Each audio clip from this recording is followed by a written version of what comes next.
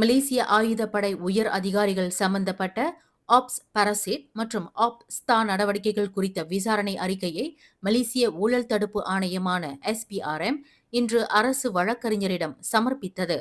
மேல் நடவடிக்கை மற்றும் அடுத்த கட்ட உத்தரவுகளுக்காக இந்த விசாரணை அறிக்கை வழங்கப்பட்டுள்ளது.